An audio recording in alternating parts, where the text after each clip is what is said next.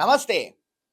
AP deputy CM Pawan Kalyan ఈరోజు ఇంద్రకీలాద్రి మీద ఉన్న అమ్మవారి గుడిని సందర్శించారు. శుద్ధి కార్యక్రమాల్లో ఆయన పాల్గొని అనంతరం మీడియా సమావేశం పెట్టారు. ఏమన్నారు, ఏం మాట్లాడారో చూద్దాం మనం కూడా. ఇక్కడికి విచ్చేసిన పత్రికేయ సోదరులకి సోదరీమణులందరికీ మస్జిద్ లేదు అంటే ఆయన కోట ప్రాంగణంలో మస్జిద్ కట్టించారు. సనాతన ధర్మాన్ని పాటించే వ్యక్తి తాలూకు విలక్షణం. అలాగే అనేక మంది సంస్థానాలు కానీ అందరూ కూడా పోర్చుగీస్ నుంచి వచ్చిన ఎవరు వచ్చినా క్రిస్టియానిటీని తీసుకొచ్చినా కానీ అందరికీ సమానంగా ఈ దేశం తీసుకుంది. పార్సీలని తీసుకుంది, లోపలికి జొరాస్ట్రియన్స్ తీసుకుంది, ఏ మతం వచ్చినా లోపలికి తీసుకుంది, ఇముడ్చుకుంది తప్ప. ఓకే, భారతదేశం అన్ని మతాల సమానంకు ఒక సామరస్యం లాంటి ఒక గొప్ప నిలయం. కానీ దీన్ని ఏం చేస్తున్నారు, రాజకీయ పార్టీలైనా వ్యక్తులైనా లేకపోతే వాళ్ళ రాజకీయ నాయకులు వాళ్ళ స్వార్థ రాజకీయ లబ్ధి కోసమైనా రకరకాలుగా మిస్యూజ్ చేస్తున్నారు. ఇప్పుడు ఈయన మాట్లాడేది ఏంటి, అవి ఉండడం తప్పు కాదు, మాకు ఇబ్బంది లేదు, బట్ ఆ పేరు చెప్పుకుని భయంకరంగా ధర్మాన్ని దెబ్బకొట్టే క్రమంలో అడుగులేస్తున్నాయని ఈయన వాపోతున్నారు. ఇంకో మతాన్ని ఇప్పుడు ద్వేషించాల. కానీ ఈ రోజు నేను మాట్లాడుతుంది ఈ ప్రాయశ్చితం దేనికి, మా దీక్ష అనుకుని నేను ఎప్పుడు మీ అందరికీ తెలుసు. 5 సంవత్సరాల వైసీపీ పాలనలో ఇదే దేవాలయంలో కనకదుర్గ అమ్మవారి రథం తాలూకు మన సింహాలు మాయమైనవి, కొన్ని ఇబ్బందులు తప్పులు జరిగినాయి అంటే ఒక్కొక్కరు ఎలా మాట్లాడారు వైసీపీ నాయకులు. వాళ్ళు ఎవరు ముస్లింస్ చూసుకున్నాం గతంలో రామతీర్థంలో గానీ, విజయవాడ అమ్మవారి గుడిలో గానీ, ఇంకా ఇతర అంతర్వేది రథం తగలబెట్టడం గానీ, హనుమంతుల వారి చెయ్యర కొట్టినప్పుడు గానీ, ఇలాంటివన్నీ చూసినప్పుడు గత ప్రభుత్వంలో అప్పుడు ఉన్న కొంతమంది సో కాల్డ్ వైసీపీస్ వాళ్ళు ఏం చెప్పారో అవన్నీ ప్రకృతి పరంగా జరుగుతాయి, చూసినట్టు వదిలేయాలి, బొమ్మలే కదా ఇరిగిపోతాయి, చెక్కే కదా కాలిపోతున్నాయని కబుర్లు చెప్పారు. కానీ ఇదే ఒక మసీద్గో చర్చ్గో జరుగుతా అది అందరూ ఊరుకుంటారని ఇప్పుడు ఈయన క్వశ్చనింగ్ చేస్తున్నారు. అది హిందూస్ కాదు. Secularism is not one way, it's two way. Secularism అంటే కూర్చోబెట్టి ఒక్క సైడ్ నుంచి వచ్చేది కాదు, అన్ని సైడ్ నుంచి రావాలి. ఇది చాలా ఆవేదన కలిగిస్తుంది. చెప్పాలంటే సెక్యులర్ పదం ఎక్కడండి మనకి భారతదేశంలో? అన్ని మతాలు, అన్ని కులాలు, అన్ని వర్గాలు ఎలా సమానం అవుతాయండి? అసలు సెక్యులరిజం పేరు ఎవరు తీసుకొచ్చాడండి? తీసుకొచ్చాడు, బాగానే ఉంది, దాన్ని ఏమైనా పాటిస్తున్నారా? ఓన్లీ హిందువులకు మాత్రమే సెక్యులరిజం ఉండి మిగతా వాళ్ళకి ఎందుకు ఉండట్లేదు చెప్పండి? ఇప్పుడు అదే చెప్తున్నారు ఈయన, 2 వేస్ సెక్యులర్ ఉండాలి, కానీ 1 వే సెక్యులరిజం వెళ్తున్నావు, ఎంతవరకు కరెక్ట్ అని క్వశ్చనింగ్ చేస్తున్నారు. కొన్ని దశాబ్దాలుగా చూస్తున్నారు ప్రతి హిందువు. దీంట్లో మిగతా మతాల ప్రస్తావన కంటే కూడా ఎక్కువ ప్రస్తావన చేస్తుంది. హిందూ ధర్మాన్ని పాటించి వాళ్ళు వ్యక్తిగతంగా పాటించి బయటకు వచ్చేటప్పటికి మీడియా వారి కోసమో లేదంటే ఇంకొంత ఎవరైనా సాటిస్ఫై చేయడం కోసం తెలియదు, కానీ సాటి హిందువులు తోటి హిందువులను తిడుతూ ఉన్నారు. హిందువులు తిడుతున్నారండి, ఇదో దౌర్భాగ్యం. మనం చూడండి, దీంట్లో నేను ముస్లింస్ నిందించట్లా, అది క్రిస్టియానిటీ నిందించట్లా, కానీ బాధ్యత తీసుకున్న హిందువుల్ని నేను నిందిస్తున్నా. బాధ్యత మీది.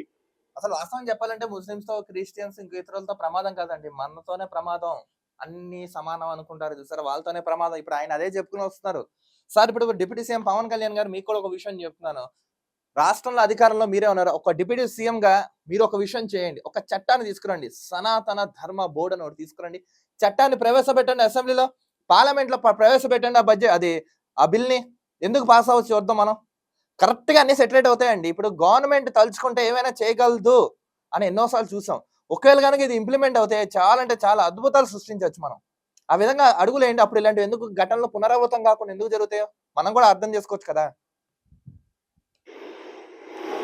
మీరు secularism is always 2 way, it is not 1 వే. హిందువుల మీద దాడి జరిగినప్పుడల్లా వచ్చి మాట్లాడటం తప్ప, అన్య మతాల మీద జరిగితే నేను కూర్చొని ఇంతమంది కౌలు రైతులకు ఇచ్చాను, ఎంతమంది ముస్లిం ఇస్లాం రైతాంగానికి ఇచ్చాను నేను. ఇదే ఎన్ని మద్రాసాలకి డబ్బులు ఇచ్చాను నేను, 25 లక్షలు 30 లక్షలు ఇచ్చాను, నేను ఇచ్చిన వాడిని. నేను అన్ని మతాలను సమానంగా చూసాను. ఇస్లాం మీద గౌరవం ఉన్నవాడిని, క్రిస్టియానిటీ మీద గౌరవం ఉన్నవాడిని, చిన్నప్పటి నుంచి కూర్చొని మిషనరీ స్కూల్లో చదువుకున్న వాడిని. నా టీచర్ చెప్పే సూక్తి, తను తగ్గించుకున్నవాడు హెచ్చింపబడిని చెప్పి బైబుల్ సూక్తిని ప్రతిసారి కోట్ చేస్తానే ఉంటాను. ఇది నా గౌరవం, ఇది నేను చూపించే గౌరవం.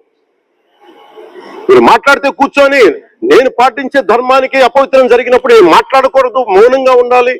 సెక్యులరిజం కి విఘాతం అంటే ఏంటి? సెక్యులరిజం విఘాతం నా ఇంటి మీద దాడి జరిగినప్పుడు నేను మాట్లాడకూడదా? నా ఇల్లు 10 మందికి ఆశ్రయం ఇస్తుంది.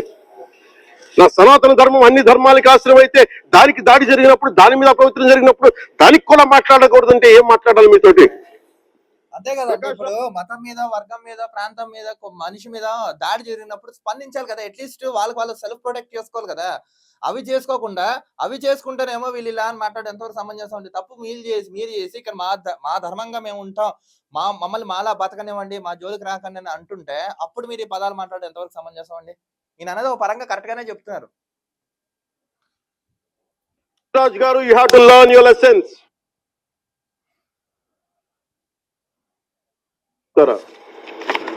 మదం ఎక్కిన మాటలు పొన్నవోలు సుధాకర్ రెడ్డి గారు. మదం ఎక్కి మా వస్తే ఇట్లాంటి పొన్నవోలు సుధాకర్, నువ్వు కడుపు అన్నం తింటావు ఏం తింటావు నాకు తెలియదు, కానీ ఏం మాట్లాడుతున్నాయ్యా నువ్వు? ఏమి చేసుకుంటారు చెప్తాం. మీ ఏజీపీలు కదా, మీ దగ్గర వేల కోట్ల డబ్బులు ఉన్నాయి కదా, వేసుకోండి కోర్టులో. చెప్పండి.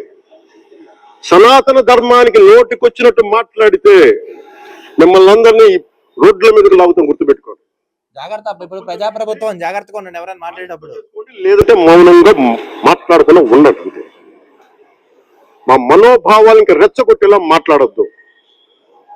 భూమన కరుణాకర్ రెడ్డి గారు మాట్లాడతాను నేను వెళ్ళి హై డ్రామా ఏంటండి? అక్కడ అవినీతి జరిగిందని చెప్తా క్లియర్ గా. అత్యంత దారుణంగా ప్రవర్తిస్తున్నారండి.